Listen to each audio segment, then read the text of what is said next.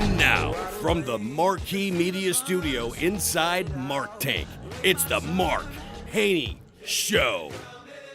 Yes, this is the Mark Haney Show, and we're on a mission to ignite the entrepreneurial revolution right here in the hometown we love. And today, we're going to be doing a little bit different kind of show. I actually have 6 guests on the show. It's a small group that I call Hangin with Haney, and we decided to record Hangin with Haney because it's very interactive. And because we recorded it, we felt that it made its way into consideration to be actually a podcast.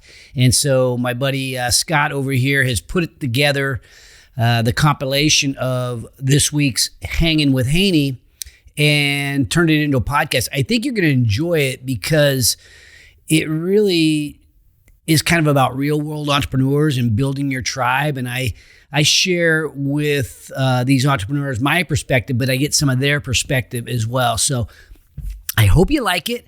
And if you do, maybe you want to come to a Hangin with Haney. Who knows? These are these small group opportunities where you, many times as building an entrepreneurial business, you can feel alone. So this is an opportunity where you don't feel so alone. Thanks. Stick around. Okay, today we are going to be doing something a little bit different on the Mark Haney Show. We have 6 guests and maybe a 7th coming. And this is going to be a show where we talk about what entrepreneurship is like in a small group. We call it Hangin with Haney. And it's a chance for me to share a little bit about what I'm doing with you and the rest of our audience out there in our podcast and radio. But it's also a chance to get some real world dialogue going with me, with entrepreneurs. And I think that will be helpful for our studio audience. And I think it'll be helpful for one another as well. We can probably help each other a little bit. We're all trying to build something. Maybe we start by going around and doing intros from each of you, and then I'll share with what I'm doing. And part of it might feel like a monologue, but then I'll be asking you questions, and at the end we'll do Q&A a little bit. Anthony over here is laughing at me about the monologue thing. He's the guy that's surprised we were recording, and here we are. But I appreciate you being here, and maybe we could just go ahead and start with you. Okay. My name is Brea Laurene. I have been in the real estate business for almost 10 years. And I guess the reason why I'm here is because I want to open up a different business and I need guidance. Oh, so I love it. I look forward to hearing about it. Oh, nice. My name is Sunny Singh.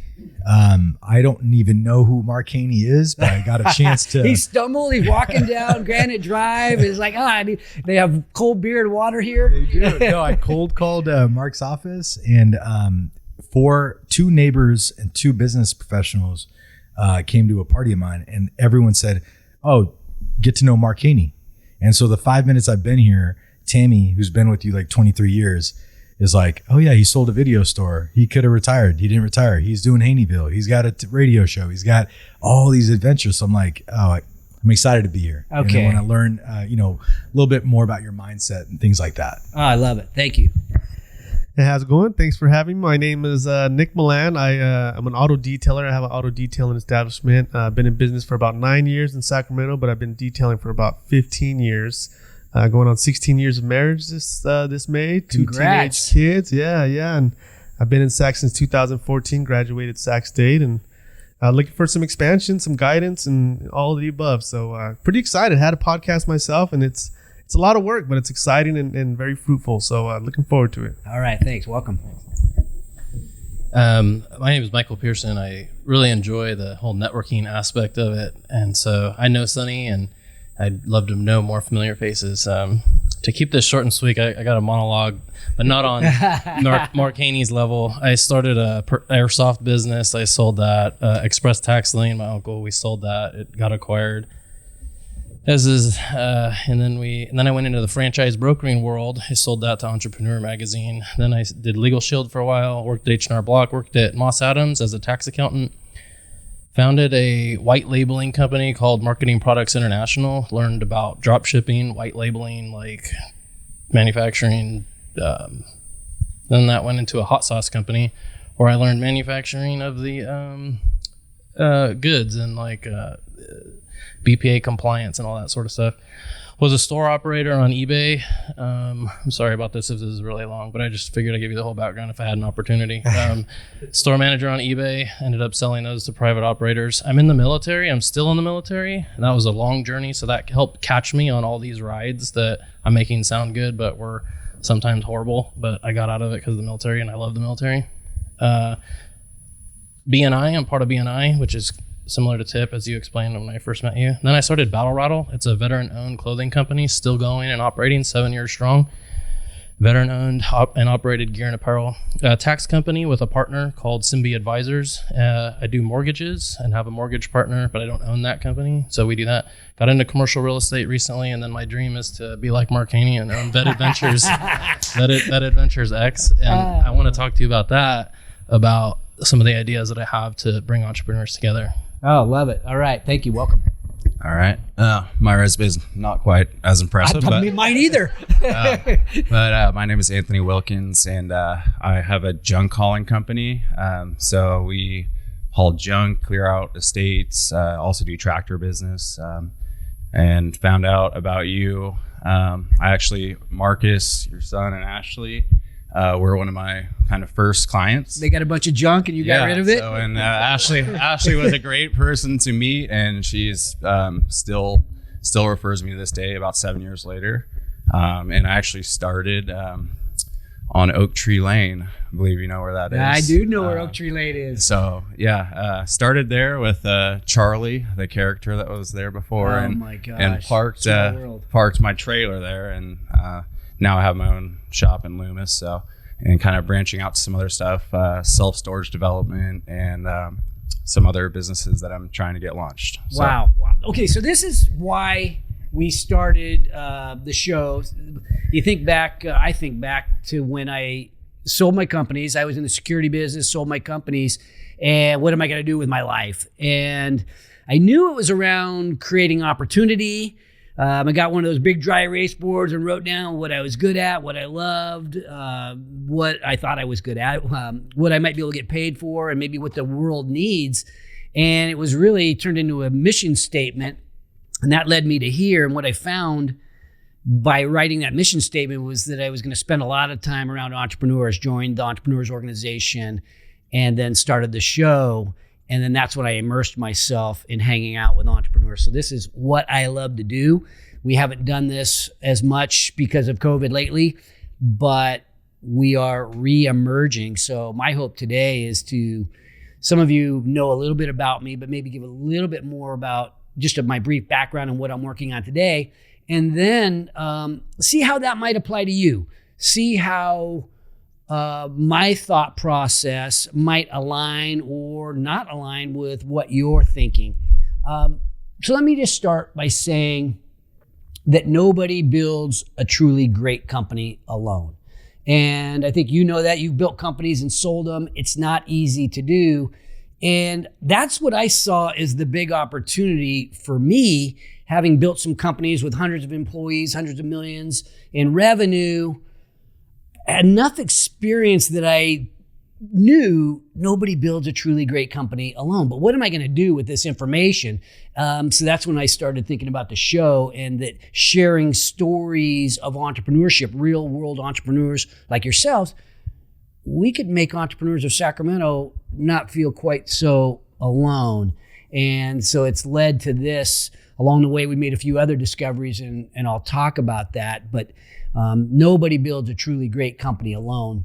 And I think there's a lot of people out there that haven't quite defined what truly great means to them yet.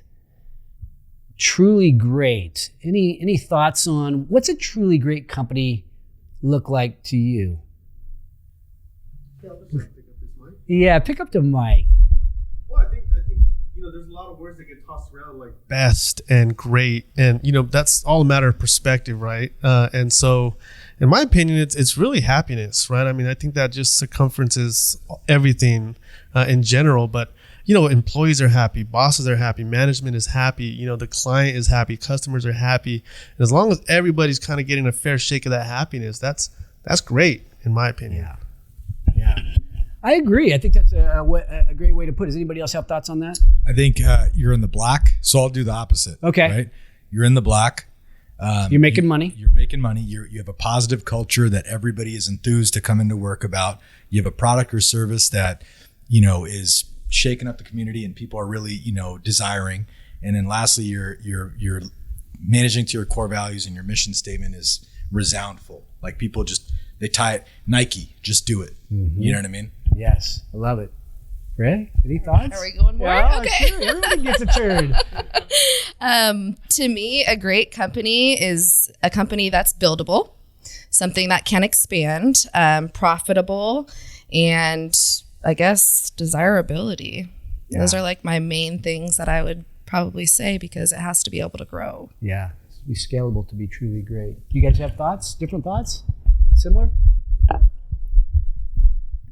So I've had the opportunity to have some employees and different cultures and things like that. But I would say like the owners of a company, when they meet somebody new and that person kind of fits real well and they gel real well to do all those things that Sunny was saying, to be in the black, have the great culture.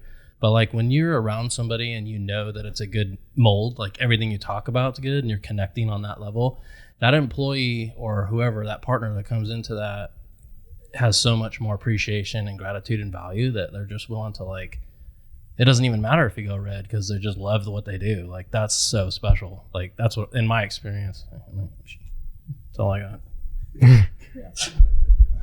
Anything? Yeah, you guys don't have to talk. As I mentioned earlier, I can do a monologue, but I'm hoping that people are going to relate to what you guys have to say a little bit because they've heard me.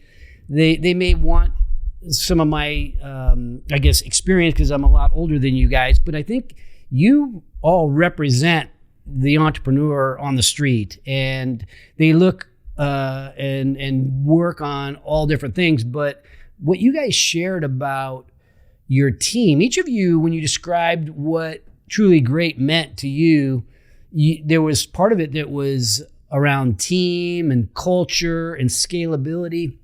And what I didn't hear, but I think is possibly important for some of us, is making an impact. And I think maybe that comes with a certain age. But for me, I've always enjoyed helping create opportunity as the impact. Opportunity for my teammates and opportunity for my business partners. And really taking the opportunity to work on things that we might not normally get a chance to work on. So if we're building a product that truly changes the world, that's a really great feeling that you can't get by just getting an 8-to-5 job, right? Typically. So that's something that is really important to me. So the other thing that I realized is because nobody builds a truly great company alone, that a lot of people don't build truly great companies, right? So 9 out of 10, something like that, startups fail in the first 5 years. So many others, they end up fizzling out and really not living up to their full potential. They don't end up being truly great. And there's a lot of reasons why, but I would submit to you that the main reason why people don't build truly great companies is they don't put the right people in their lives in order to help them, because nobody's going to do it alone. And there's 3 questions that we've got to get right if we're going to build a truly great company. 3 questions that we might not get right at the beginning, but we need to figure out along the way. And so I'm building something called the Backyard Advantage, right? It's the growth factory, which is a startup accelerator with an accompanying venture fund, and the Backyard Advantage. And the Backyard Advantage is really our biggest differentiator. It's this community. It's the most connected community in the world for local entrepreneurs. We are building that in Sacramento. It's a tribe of savages that get it, right? They understand the power of entrepreneurship. They understand that entrepreneurs are the heroes of the American economy. They understand that you guys are the ones that take risk, make sacrifices. You're working to build truly great companies, that actually do change the world, and that we need to not only celebrate you, we need to back you, right? We need to have your back. So I imagine a city where every entrepreneur in town has each other's back. And as the investor community rallies around the most promising startups, as we get the civic leaders to rally around the most promising, as we take into consideration that every entrepreneur matters, together, we ignite an entrepreneurial revolution. That's what I'm working on. So it starts with getting 3 questions right. And the first question is, how compelling is your vision? Is that vision compelling? And what I mean by that is, do other people get excited about being a part of it? Can you get one person, one savage excited about helping you? It's probably going to take more than just you two. It might take 3, 4, 5, and ultimately the Backyard Advantage, we're assembling hundreds of them. But at the core, there's a small group of us that really have said, we are doing this. We're not doing it simply for the money. We're doing it because it matters and we want to do something important. And we do believe it's scalable. And we do believe that we can be in the black.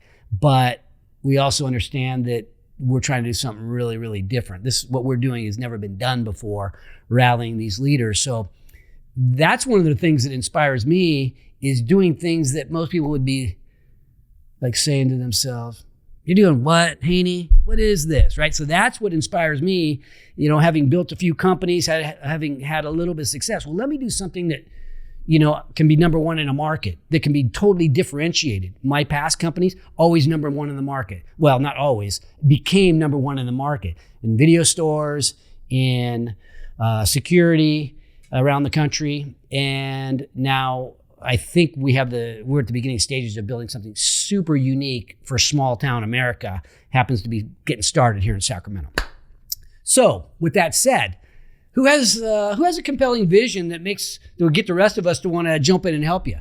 Anybody have something? You know what, Mark? It's funny that you're talking about this, because I feel the same way, and I was talking to these guys and gals in the lobby about LaTip. LaTip is a business networking group. Surely you've heard of it.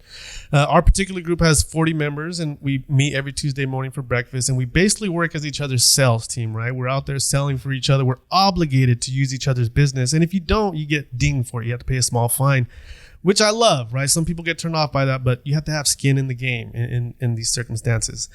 But what I'm working on, I'm an auto detailer, so what I'm building right now, my expansion is getting all automotive entrepreneurs together to build a networking group around the automotive industry. Because, in the detailing realm, we talk about competition all the time, but in Sacramento alone, there's, 500,000 people. Most people have 2 cars. That's 1 million cars. There's enough cars to go around for all detailers to get some business. So instead of competing, we should be helping each other get jobs, right? I specialize in paint reconditioning, ceramic coating, that type of thing. I hate doing interior work. So what I do, I go find an interior specialist and I send him all the interior work. And then I find a motorcycle specialist and a boat specialist and, a specialist here and there and there. And eventually I found I just got to build a group of all these automotive entrepreneurs that we can meet together once a month and talk about entrepreneurship and how to grow and what products you're using. And hey, I'm detailing this big RV next week. I need some help, and just build that community of automotive entrepreneurs, not only to grow as business owners, but just hang, barbecue, drink a brew, and build relationships with these folks. I love that. It really inspires me, the collaborative over competitive mindset. It's much more scalable.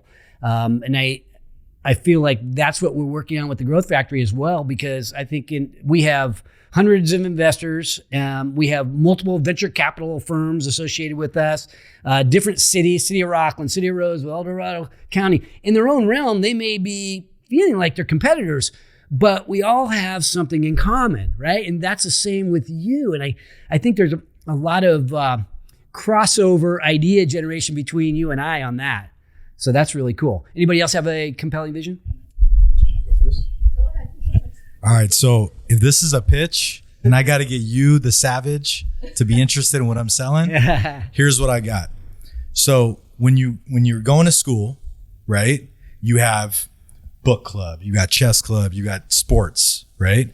When you go to college, sororities, fraternities, you have these groups that like create everlasting long, like for the rest of your life bonds. Then you get spit out and you're into the workforce.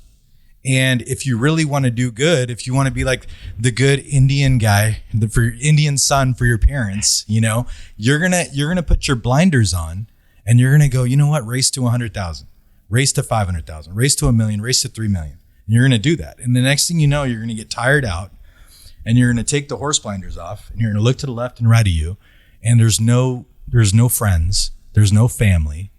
Like, you get burnout, right? You're a solo bolo.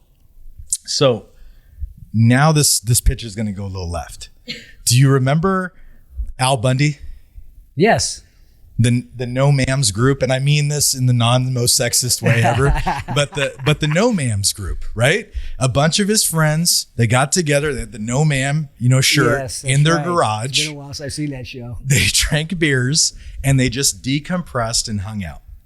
Well, I propose that I'm going to set up a group of people that are like, let's say I live in Loomis, so Loomis residents that are all like kind of feel the same way I do. They're in their 40s. They feel burnout. They looked around. There's like no one to hang out. I mean, you got dating sites for like, people to date, but there's no like, let's be friends groups. Like you could go do a meetup, but then you can go to a Latip or a BNI, but it's like business networking. Right. There's really not a group that like I can find that's like, hey, here's a bunch of cigars, here's some bourbon or some Coors Light, and hey, fireball shots in 20 minutes, and like let's all hang out. That's it. Okay, so that vision who's is with inspiring to me. Okay, as the only thing is I might be too old for your group, but otherwise I'm inspired.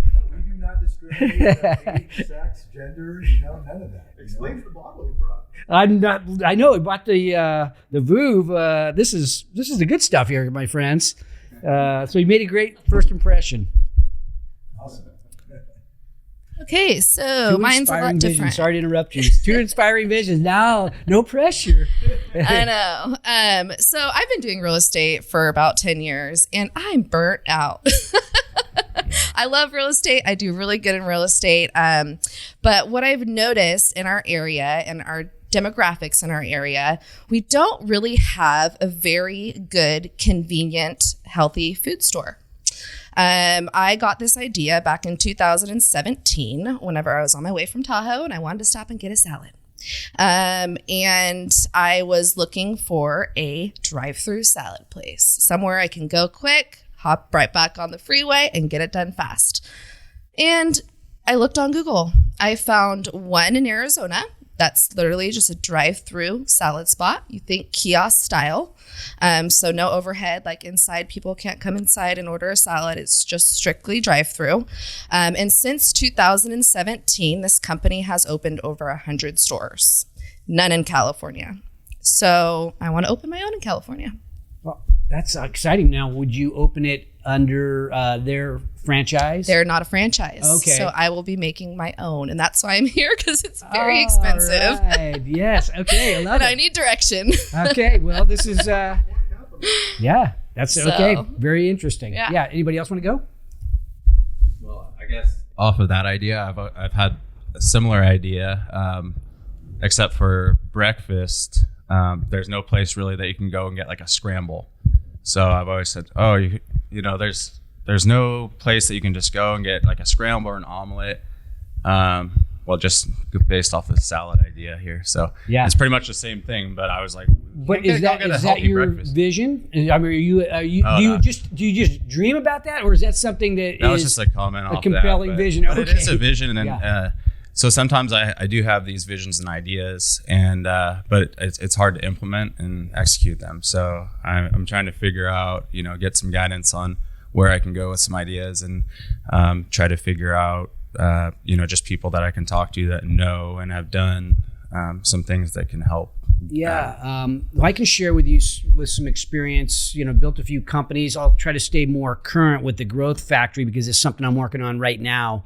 As I mentioned, we created the Startup Accelerator and with the accompanying venture fund and the Backyard Advantage. And it was an interesting question because you're starting from scratch right in the middle of COVID. You can't even do events, right? It's like, oh, wow, we started this right in the middle of COVID. Our events had gotten shut off. These type of events had gotten shut off. And everybody's wearing a mask. Half the people, maybe 80% of the people are paranoid. How am I going to do this? What am I going to do? And what we did is I had the vision. I've been talking about this concept for the last 7 or 8 years on my podcast. But one of you guys mentioned the term skin in the game, and that's when everything changed. When we figured out a way to get other people to throw in and have skin in the game, it was no longer simply the Mark Haney show or Mark Haney making his investments. It became a group of investors making investments together. We pooled our money, and to give us a better chance at succeeding, we started this accelerator to help the founders go through and get trained. It was like a boot camp for founders. And then what helps them, I would say at least as much, if not much more, is the Backyard Advantage, which is the most successful people in Sacramento opening up doors for our portfolio companies. Our portfolio companies, if we invest into a company, we've got 100 investors, we've got 100 mentors, we've got cities and municipalities and, like SMUD and hospitals. They're opening up doors for customers and other investors and so on. And those door openings, they're invaluable. I mean, we're here today kind of networking a little bit. What if you could meet anybody in Sacramento that you wanted to meet, right? Oh, okay. How would that change your life? How would that eliminate some of the friction of getting from point A to point B to meet the right people that can help you get what you want? And we did this by I won't say breaking the rules completely, but we created small group events. We're like, okay, I think it's time to go back to small group events. So we would get into groups slightly bigger than this, and I shared the vision. Here's what we're doing. This is good for Sacramento. This is good for entrepreneurship. You all believe in entrepreneurship. Many of you have been on my show. And what if we all work together? We could change the world, beginning with Sacramento. And it stuck. And here we are. That was 15 months ago. And it was mainly because of the compelling vision and the way that we shared it that related to each and every one of them individually. And so I think for us, that was highly effective. And I don't know how that might apply for what you're working on too. The Carlson Center is working on some stuff. I mean, they just sprouted out of nowhere, and they're really dominating the market in terms of helping entrepreneurship. I was on a demo the other day with Cameron Law, and they were talking about the Entrepreneurship Hub. And it's basically a one-stop shop. And, someone like me, again, I coach volleyball. I've been coaching for a long time. I have 2 teenage kids, very active in their education and their, after, getting them ready for college and things like that. Plus, I run a business and, marriage and all that stuff. So when I look at, venture capitalists and looking at for angel investors and looking at buildings that I can get into, there's a lot of hats that you have to wear. That takes a lot of time to get, all that in order. And then things shift. So then you got to go back and reorder. But the Entrepreneurship Hub, they have it all on one platform, and you can find an investor, you can find a partner, you can find a coach, you can find this all on one platform. It makes it so simple. It's amazing. I love it, and I think you're right. This is the place to do it, man. I mean, we just got voted best place to live, right? That's right. That's where it starts. Well, the Carlson Center, I gotta make sure that I amplify what you say a little bit. Dale Carlson has been on my show a few times, as has Cameron Law. I'm on the advisory board for the Carlson Center. The first phone call, I have an internal team, Rick and Monique. They helped me co-found the Growth Factory. And the first phone call that we made was to Dale Carlson. So I pick up the phone. I remember I'm looking over there because I remember where I was standing when I called him. I'm like, okay, I wonder what Dale would think about this idea. And he says, I'm in. He's now on our advisory board for our group. He's actually on our board. So anyway, he's the right person because I think a level, and what I would say about that is savages, right? You think back, Dale Carlson you may not know him, but he built the sleep train and sold it to Mattress Firm. It was an employee-owned company, so his employees owned 20, 30% of the company. So when he ended up selling the company, they got a big payday. He shared the wealth, and many entrepreneurs have sprung out of that. He's donated millions and millions of dollars to Sac State for the Carlson Center. He's an investor to our group as well. And he's just a tremendous person, but those are the kind of people you want to start with because, if Dale's in, okay, that's interesting. Then the next phone call is to my buddy Lokesh, who owns Moneta Ventures, right? A venture capital firm. He's like, I'm in, right? And so we started picking and choosing. And at the beginning, like, let's make the right calls and meetings first. And then the next thing you know, you get there. But starting with the right ones and the compelling vision, I think is huge. The second question that we've got to get right that most of us struggle with, including me, is what are you going to do with what you got? What are you going to do with what you got? And that's really a question we ask ourselves every day. You get home from, working all day or whatever, and, what are we going to have for dinner? We'll open the fridge, look in the pantry. What are we going to do with what we got? Let's do a scramble tonight, right? That's like, it goes that way, right? And that's a question, that's life. What are you going to do with what you got? And the most successful people in life do pretty well at answering that question. And the answer to that changes every day, right? Because what you got today is different than what you had yesterday or last year or in the middle of COVID. You got your strengths, your weaknesses, opportunities, threats. You got your balance sheet, you got all your debt, you got your experience, your life's experience, you've got your reputation, you've got stuff. And if you really sit back from this and think about, what am I good at? What do I love? What can I get paid for? And what does the world need? It'll get you pointed in the right direction. And if you narrow that down, but for whatever reason, a lot of people have trouble getting that. They catch themselves. Okay, how many times have you heard somebody complaining about the government's doing this or the media that? The 49ers, the 49ers coach is doing good right now. The coach is doing this wrong, right? We sit back and we play armchair. We whine about things. We complain. We focus on things that have nothing to do with our vision. It's why we can't. Whining wastes time. And we've got to think about, what are we going to do with what we've got? We're going to have to take action. It's really about the actions that we take that are going to affect our outcome. And we might get those wrong at the beginning, and then we get them a little bit right, a little bit wrong, and you navigate and you adjust. But if you don't have the vision, you don't even know where you're going, it's a little bit difficult to make those decisions. Anybody, what are you, like, I'm wondering with you, I've heard from you guys, like, I'm doing this and that and the other thing and all that. I didn't hear that from you, but it makes me think about focus. How many of you guys are working on more than, understand family and business, but then I heard networking group, but that ties to your business. Anybody feel like they're working on stuff that doesn't tie to their vision very much? I hate to keep hogging the mic. I'm sorry, guys. But with my kids, I started. I had a podcast with a buddy of mine that split up, so I still had all the equipment I spent thousands of dollars on it. So I was like, I'm not going to let that go to waste. But I always felt I had a radio show when I was at Sac State, and I brought my kids on the radio show. It was called Real Talk Radio, and we just talk about just any and everything, homelessness, deforestation, things like that.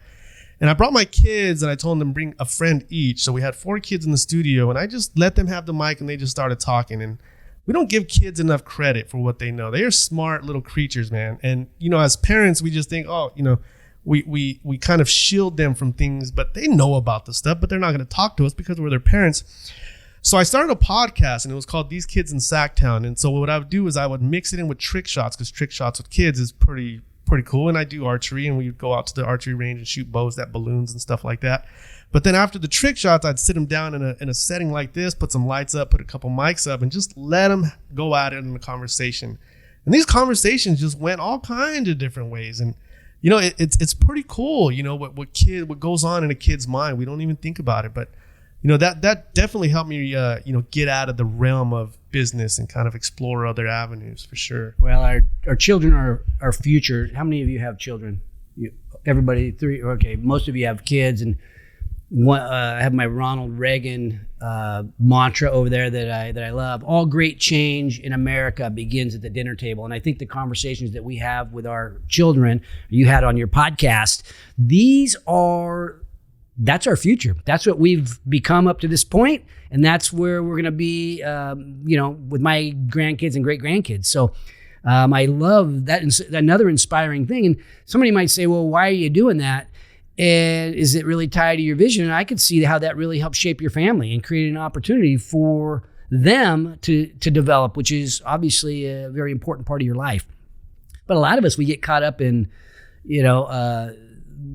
watching TV and working on all these things, which is, I'm not saying we don't need our downtime, but we get caught up doing things that don't tie as well to what we're trying to achieve.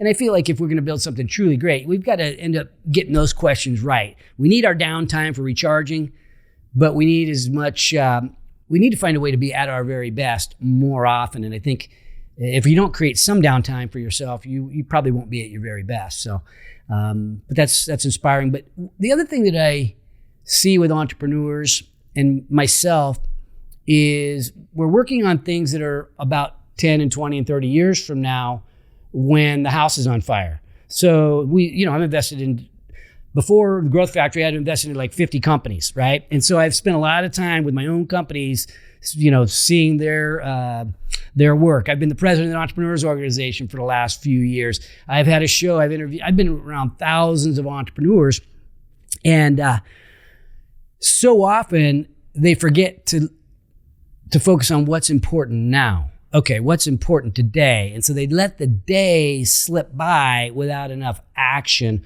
on what's important now. So getting those questions right is super important. That's one of the things that we do. That's one of the things we're working on with the Growth Factory is, we're a startup too. So we're trying to think about what's important now in order to build this backyard advantage and help our portfolio, knowing that we have to invest into another 70 companies in the next 3 years.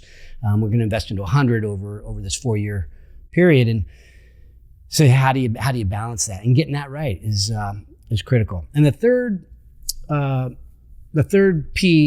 question that I feel like is very critical to get right, and we'll open it up for questions or more discussion, is what's your commitment level?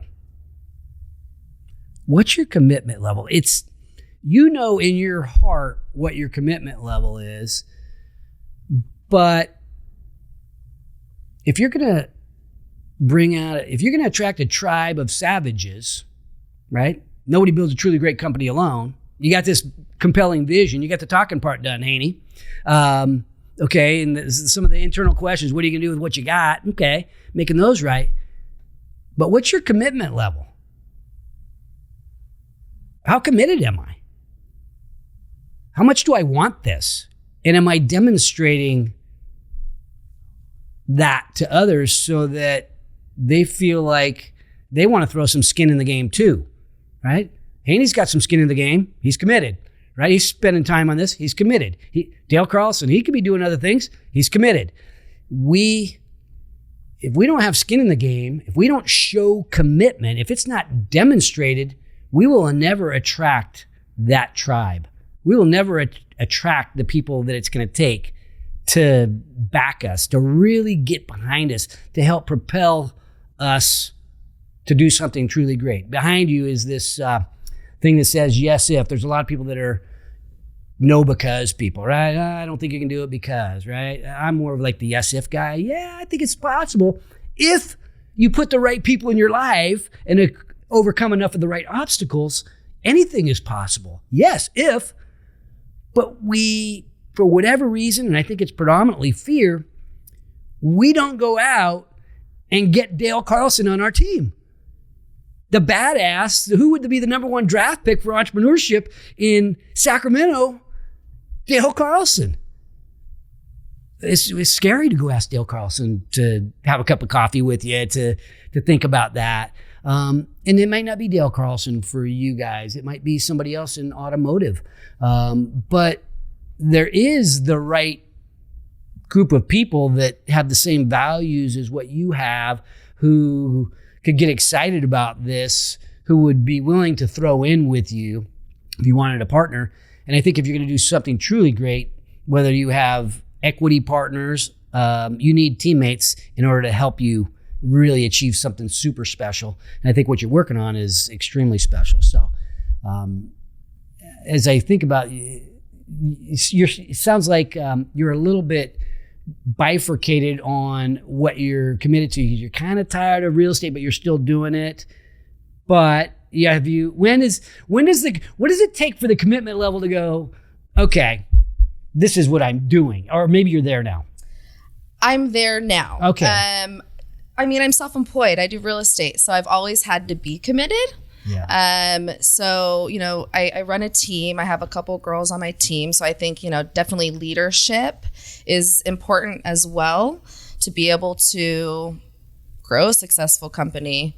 And since I am self-employed, it's that or die. Yeah. So Well, it's you're just an like everyday super mom thing too. for How old are me. your kids? My kids are 9 and 4. Okay, 9 and 4-year-old super mom realtor with a team, and you're going to start this new business. What's the emotion? What's the feeling? I'm very excited. Oh, that's awesome. Now I'm excited. I'm very excited just because I see the growth and I see the potential, and I obviously know it works in just California and Sacramento in general. We need it. We do. We're too busy. We have very busy lifestyles around here, and even me as a mom, I don't know what I'm cooking for dinner tonight. Yeah. Wow. So it's just convenience, and I think that our society strives off of convenience.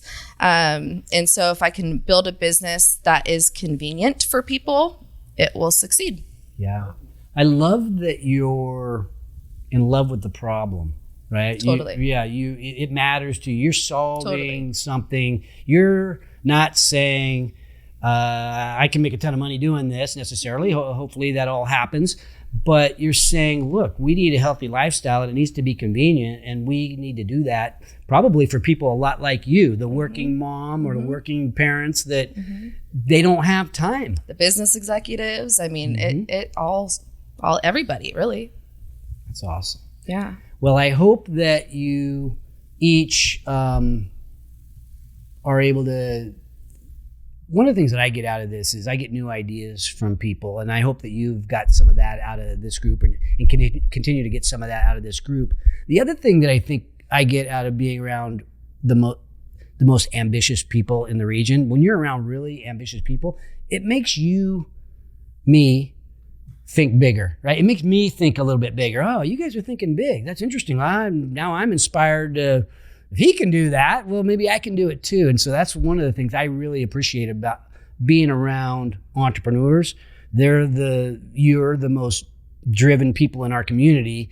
You're not necessarily working for the weekend, playing for the paycheck. You are working on changing the world. So super inspiring. Why don't I stop there, and I'll open it up for questions of me, and maybe I'll turn around, boomerang it back to somebody else here to help answer. But maybe, I don't know if you guys came in with any thoughts about what you might want to get from me. I do. So we're going to launch that no ma'ams. No, just kidding. No ma'ams, baby. No ma'ams. But with ma'ams. Hey, girls can come. Yeah. I have a question for you. If you're like, you're clearly loaded, you're clearly successful, the video store per Tammy's story to me was like all you needed. But if you were to start tomorrow, let's say something happened, you got wiped out, and you had to start over tomorrow, right? And this isn't really a mindset question. It'd be kind of half mindset, half strategy. Where would you start?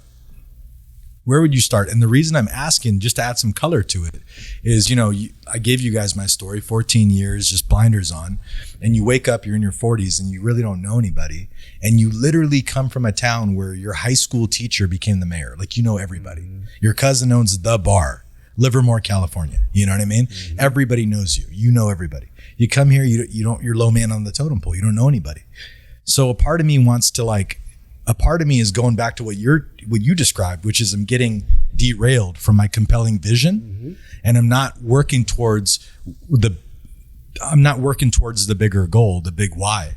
I'm like getting derailed because I'm like, should I spend time like getting acquainted or like cold calling or meeting somebody or, you know, hiring the magazine guy to be the new family in Loomis to spread that, you know, like, do I do that? Or do I join these groups like LaTep or this and that? And then, you know, I kind of get lost. I mean, you could see me in it now. I'm lost in it just as I'm asking this question. So what would you do? What are the action steps you would do if you'd start over? Well, it's interesting because you didn't indicate that you were at 0. So I don't think you prefaced the question with, if you lost everything, where would you start? Doesn't sound like that's quite where you're at. So you want me to play from the I've lost everything and I've got to eat? Or are you saying start from where you're at? Okay. Fair question. God plucks, talk about God, sorry. Someone plucks you and puts you into Budapest, Hungary. Okay. You don't know anybody. You don't know Carlson. Mm-hmm. You can't make phone calls. What does Mark do? That's a good question. I have made a living out of parlaying my relationships, which is, I think this is a challenging question because I'm going to give you my journey, and then as I say it, I'll hopefully arrive at something that I might do, because it's an interesting question. I've never had that question. But so I was the guy in high school that threw the great parties, right? I played football, quarterback of the team, threw great parties, C student, you know, get into the video store business, hire my high school buddies in the surrounding high schools, people that came to my party. We built up some video stores. Okay, so that's how I started. We pivoted to security. I took my best video store people and we got into security. We built a pretty significant security company, but it was all around parlaying. I grew up like 5 minutes from here. Okay, so it's an interesting thing. And what I did, and so here's where I was though, and this is where I think maybe you are, I was lost for a moment after selling my companies. So I sold my companies. We actually merged we were a couple $100 million. We merged with another company that was a couple $100 million in sales, built a $400 million plus company, started acquiring other companies, and we got bought by private equity. And ultimately that company went public, but I was no longer part of the growth strategy. I was the number 2, 3 dude at one point when I thought I was going to be number 1. And it took something away from me, and I didn't want to be in that, you know, I didn't want to stay with that company. So then I left, and I had always envisioned staying with that company, right? I'm an entrepreneur. This is my family. We built this company. So I left and I didn't know what I was going to do. And that's when I got that dry erase board and I just started writing stuff down. And I think that helped me a lot because that turned into a mission statement. And so then I partnered with my daughter in a real estate company. And I partnered with my brother-in-law in another security company. And now we own the largest security company in gaming, right? in casinos, for surveillance cameras, right? You name a casino, we are there with the cameras. We got a really significant business that he runs that I backed at the beginning. And I did that with a concrete company, and I've done that. So I started off there, and then I started the podcast. And the podcast is a great way to meet people. It's an interesting, and you know this, it's a really interesting door opener for somebody I'm more on the introverted side. I was good at throwing parties, but I wasn't the socialite going around, come to my party, we had cheerleaders for that, right? So that's it, is get a podcast, get people on my podcast, and get to meet people. And those relationships developed. I ended up becoming friends with everybody who's been on my podcast. You guys don't know it yet, but we're going to become really good friends, okay? So that's just how it's rolled over the last several years. And so if I was in a foreign country, I would start a podcast. That's why it took me a while to get to the answer. You're clearly a people person. That's what it is. I love people, but I'm a little bit less. My natural tendency is not to be a socialite. My natural tendency is to have lifelong friends. I'm friends with the people I played Little League with that, grew up 5 miles from here. This is my world. Even though my security companies our customers were all over the country. In our current company business, they're all over the country. so I had no friends here in Sacramento to speak of other than the UPS driver and the school teacher and, people I grew up with and went to high school with.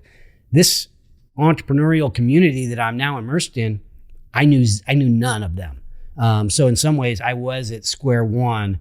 And the Entrepreneurs Organization, I joined that organization. And then within a year, I started the podcast.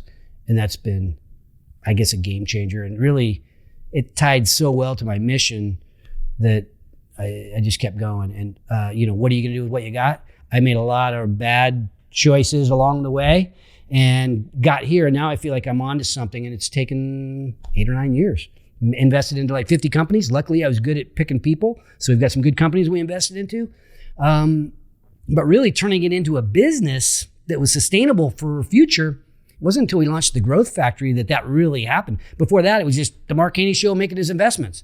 Now, this is a movement. This is a Sacramento movement that could be done in, we have other cities already saying they want us to come and help them do this in their town.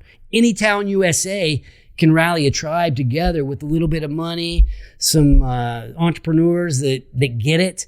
Let's work together. Let's help out a couple of entrepreneurs. Let's back them. What is it? We create jobs and change the world. So I really envisioned making this work in Sacramento and then taking it sort of, into other geographic regions because there's a lot of civic pride. So if I'm a new person, even in a foreign country, this could be done in any country in the world. The civic pride in some of these foreign countries is a lot stronger than what it is in Sacramento. I mean, we're a government cow town. Look at the way we rally around the Sacramento Kings, though, right? It's like Midwest town. We can rally around our sports team. We can rally around entrepreneurs. It's the same. It's very, very similar. We're the backyard advantage is the sixth man at Golden One, right? We're that loud noise that gets a little more adrenaline for the team when they're on the floor when we get behind them. So I think I would do that. I've never really thought about that before because while everybody else thinks about leaving California, I am relentlessly local. I am so committed to my family, my friends, and my community. I mean, that's my mission statement. With future generations in mind, I will help create opportunity for my family, my friends, and my community. And as they succeed, I succeed. So we're building a family compound. And one of you guys mentioned this as you're coming up. It's that my 8 grandkids live out there. We're getting ready to move out there. And I'm focusing on my family first, my friends second, which are my business partners that I love. And third, this entire region and this community. And my son, he was shot in Afghanistan in the leg. That's why we're on Fox 40 today is we've started this charitable organization to help veterans about 8 or 9 years ago. And we're helping a lot of veterans. But I really feel like it's the patriotic thing to do is to build businesses that succeed. I think it's the right thing to do morally to work on something that's truly great, to unleash your full potential. If you're not working on unleashing your full potential, is that right? I mean, shouldn't we, if you're good, my potential is around throwing parties and that's what I'm doing, right? So it doesn't matter what you're good at, but tap into that. Tap into what you're good at. Tap into what you love. Tap into what the world needs. And hopefully you can find a way to get paid for it.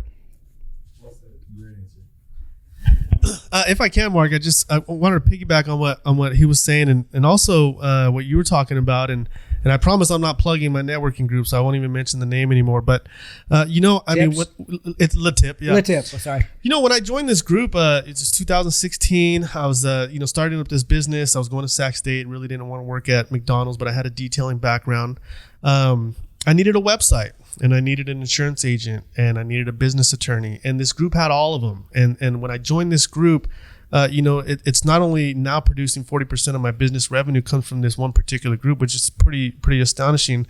But I'm rubbing shoulders with all these folks. I mean, some of these attorneys are charging $300 an hour for an evaluation. I get to sit right next to them every Tuesday morning and just kind of ask them questions randomly. So, it's networking and getting connected with all these different folks that can help you, and also it's going to help you with your public speaking and your 30-second pitches and things like that. The salad thing, my wife would love that. I mean, absolutely love that. Mm-hmm. And this we're customers already. Hey, I'm in. Well, and this is a farm to fork capital, right? I mean, you can probably go to West Sac to one of those, local farms and probably find a plug over there for your, your startup. And so networking for me has been it, just getting together with other people that are going to ultimately help, obviously you got to help them as well, because it's got to kind of be that back and forth, but that's worked for me. And I know that can work for any. It sounds exactly what you're talking about too, in terms of helping each other out. And also the second thing is time, right? Everything takes time. And I tell my kids all the time, find what you love to do and figure out how to make money doing it. Yeah. I think that's huge. I've heard it said that your network is your net worth. And when in my security businesses, we were number one in the country.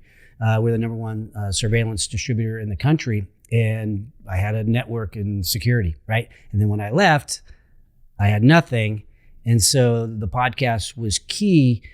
But this is for anybody listening out there too, is it can be a little scary to show up, right? Because you guys have shown up. So to me, first thing you got to do is show up. I mean, it might be a little bit uncomfortable to come to something like this or to go to a networking event your first time. But you got to show up. So maybe any advice out there that I would say to entrepreneurs or people that are at the beginning stages of having that dream begin to manifest, show up, and next thing you know, you're talking to the leader of Farm to Fork, the person putting on the bridge dinner, and they're excited about what you're doing, and they happen to be an investor into the growth factory, and they want to back you or whatever. I mean, my mind is circling on who could help you. When you brought up Farm to Fork, now all of a sudden I started thinking about all the people I know that are in your world. But you have to be able to, if your vision,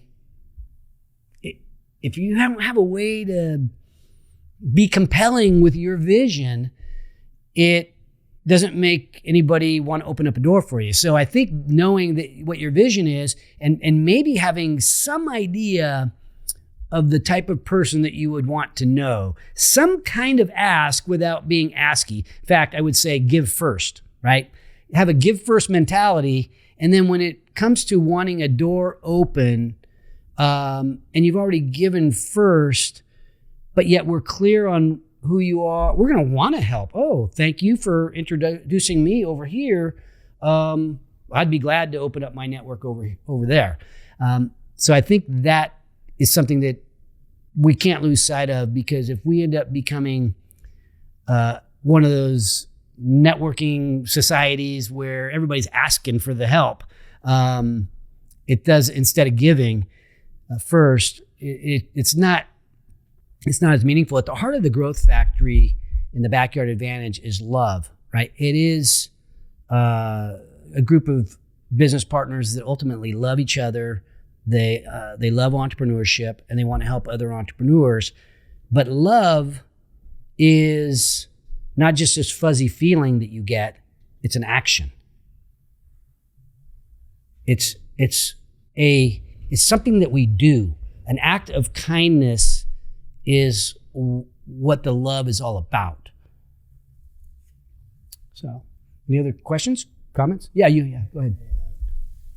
I think you hit a lot of things on the head, and I really love what you last said, because I have a 90-year-old grandma who says, Michael, you built all these great things, but if you don't do acts of kindness, it's like. And then I started buying computers for the employees and giving things out, and like that was way better than any of the money and stuff, because you could see the impact that it made on them, going back to your earlier point, and so yeah, that means a lot. I think you're doing a lot of great things here. And then I love that giver's gain. BNI calls it the giver's gain.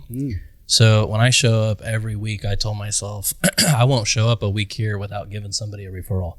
And I'm like the top guy giving out stuff, and I should probably be the one getting the most, but it's good to give, because there's no better feeling, going back to that same point, especially when it's their business and they need to make money.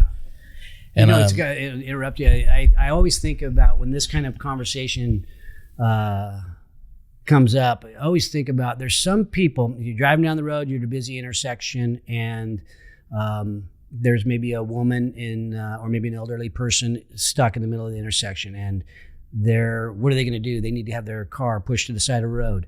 And Do you get out and help? Are you the first one? Are you the second one? Which one are you? There are people in our society that would never jump out of the car to help. They just wouldn't, right? They're just not built that way. And then there's other people that they're going to be the first ones out there no matter what. And I think we have to ask ourselves that question is, which one am I? When somebody's out there, entrepreneurship is not an easy game. It is a full contact sport. And we need every ounce of help that we can get. And we want to spend time with other people that will jump out of the car and help push to the intersection or push out the intersection. To double down on that, that's like what's so special about the service is you're in a place all alone, to your point, drop somewhere, and you're all together. So you have to figure it out. Like, and it doesn't matter if you have the weakest link because you're going to be as strong as him. So just going back to that, when you could get to a group of people and give first or figure out what the weakness is and rise through that, like that's super powerful. Yeah, and I just want to say two other things.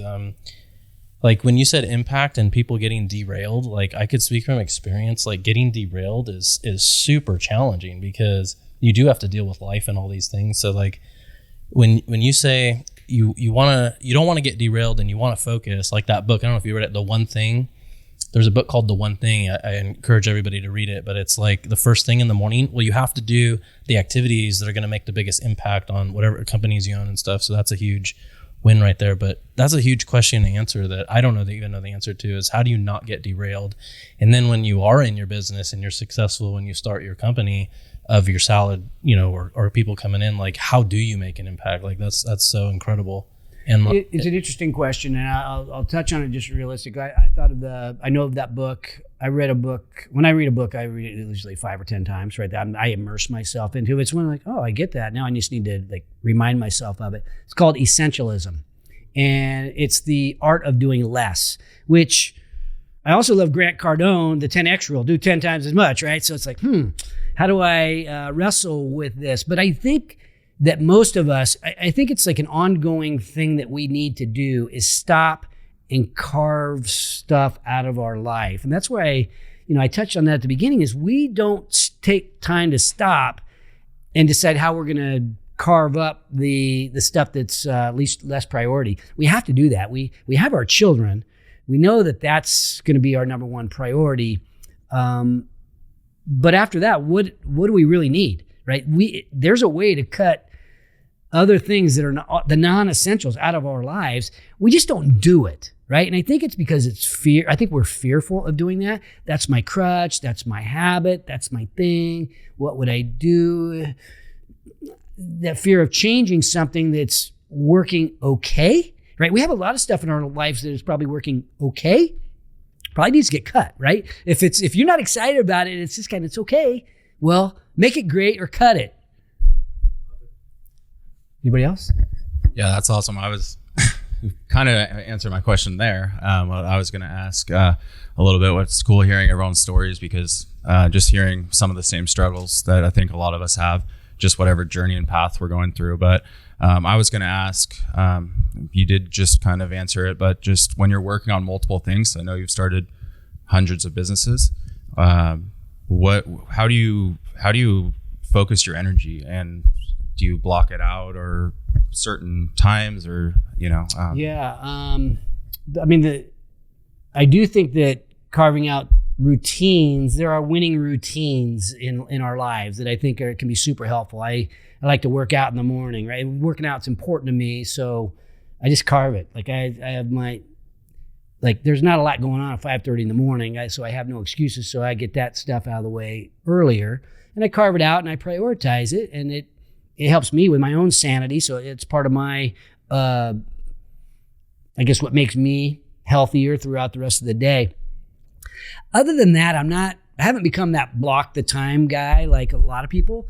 I do what's fun for me, and then I get savages to do the other stuff. So for me, it's been around putting the right people in my life that are good at stuff that I'm not as good at or not as fun. So that comes back to the vision. You've got to have the compelling vision, or who's going to be doing that stuff for you? And so I'm a back to basics guy. right? Everything back to basics, not working. Why? Don't have the right team, right? Either I'm broken or what I want is not what other people want. So maybe I need to tweak that. And so that's where I would say is get some badass business partners, right? If you're working on two businesses, well, it sounds like you need a couple CEOs there so you can, help them. That's where my head is at with you. And I don't, I don't know that that's right for you, but if I was stranded out somewhere and decided to start a business, I'd go get a business partner, and then my mind might go to another business, and that would be another business partner. I would want them to be in charge. Just say something that might help you, or should I not?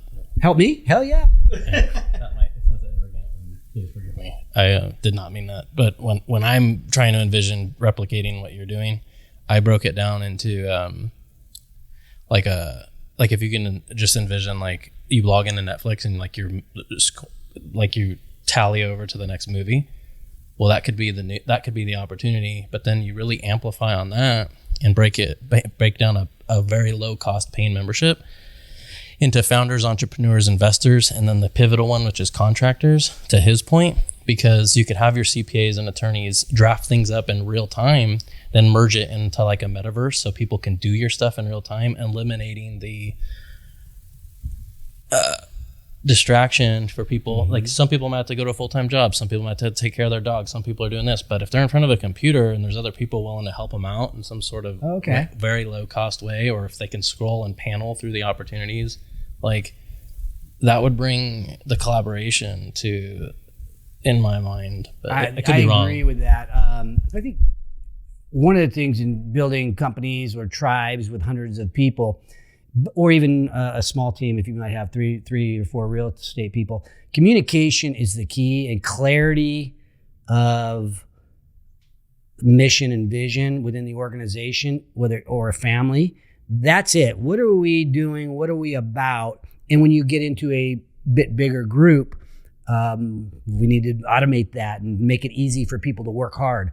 And those kind of tools needed to be developed. And again, that's not my forte. That was, that idea surface is one of our top priorities. And that's a great way to communicate and drive clarity through the organization. I would be supportive of it if it was what was important now. But I am looking, so I might want to touch bases with you afterwards, because that, to me, the number one obsession that the CEO needs to have is organizational clarity. And without tools for communication, we ain't got no clarity. Only got a couple minutes left. Anybody other questions? So this is just kind of getting back to the beginning where you said, building a great company and like what is a great company and so forth. There's so many different aspects that come with building a great company. So it's like, without people taking your idea that you have that's not around yet, how do you put yourself in front of the right people to help get you guided to where you need to be? You know what I mean? Because if you're around very successful people and you're telling them your idea, might take it. It's an interesting question, and there's different schools of thought on that. I have a personal opinion on this, so it might not be the right answer for everybody. Building a business is freaking tough. And if they don't have your passion for it, I don't care how great of an idea it is, it's not going to go anywhere. And I hear so many ideas from so many people. There's not one part of it that makes me go, oh, maybe I should go do that. Zero. And I could assemble people to go take your idea and do something with it. I don't care about your idea like you do. I care about you, but I don't care about your idea like you do. I think the chances of that happening in most cases is very remote. And I think the what I do see many times, I've had people say, hey, Mark, I want to tell you about my business idea. I want to pick your brain. Okay, sure. Come on out. Okay, can you sign an NDA, right? A non-disclosure, confidentiality agreement. I'm like, No, I look at hundreds of deals. I can't be signing NDAs and keeping track of all that stuff. The people that can make it happen are not going to steal your idea. Somebody else might, some loser, but the people that can actually add a lot of value and help you, they don't want your idea. They're investors. They're people that are trying to help you. And so I feel like that I would err on that side. Now, an attorney might say something completely different, but I'm about winning. And if you can't get the idea out there, you ain't going to win. Where do you find those people at?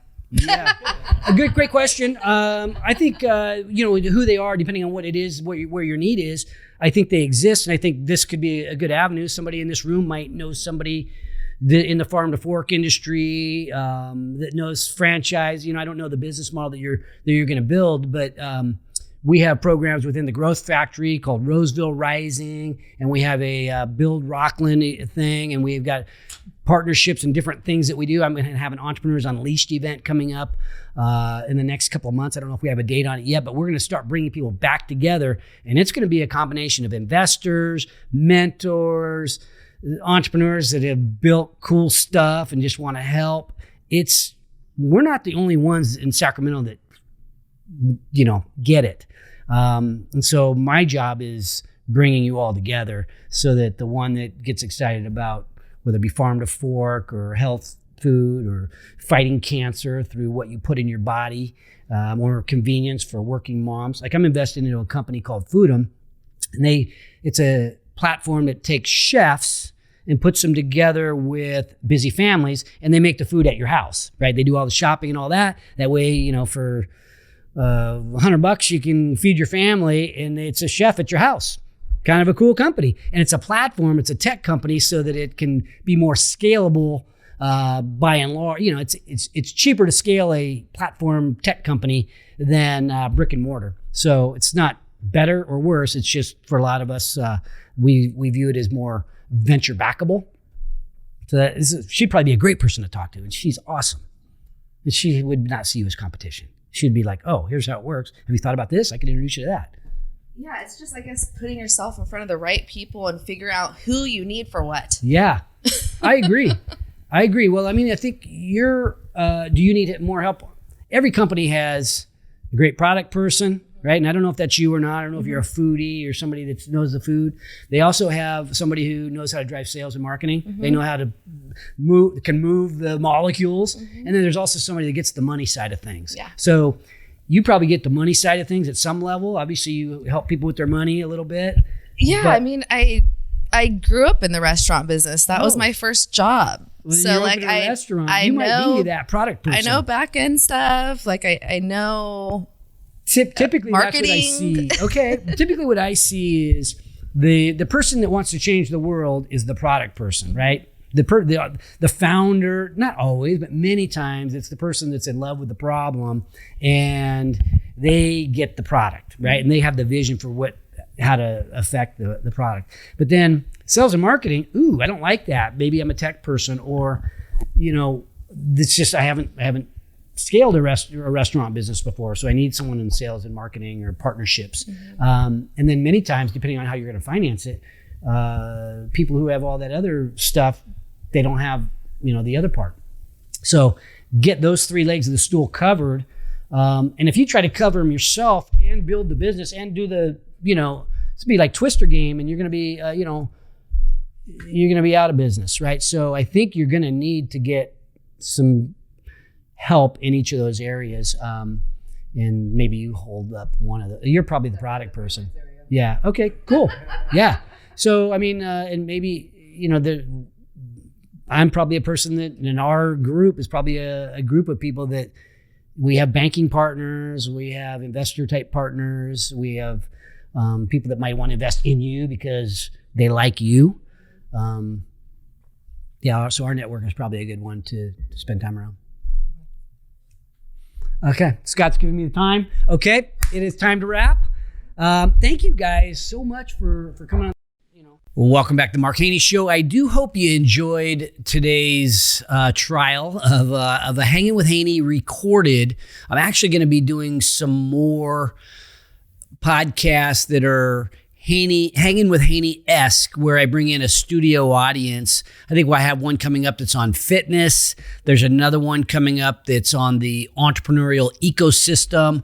And I'll be sharing those. And we may even do some of those live on Instagram or Facebook or LinkedIn. We're trying to decide. But I guess the point is I want to meet every entrepreneur in Sacramento. And one of the ways for me to do that is to bring people together in small groups.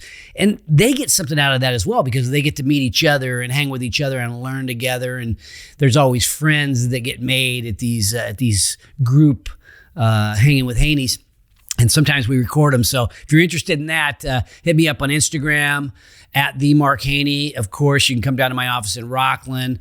And for sure, always subscribe to what we do so that you can be involved in some of the most exciting stuff that's happening here in Sacramento's entrepreneurial ecosystem. So to all you out there fighting the good fight for our freedom, our security, and our way of life, into the 13 stripes and the 50 stars, and that one big dream that's always worth fighting for, yours. Never above you, never below you, always by your side. Thanks for watching today's show. My goal for every episode is that you find a takeaway, something tangible you can use in your business today.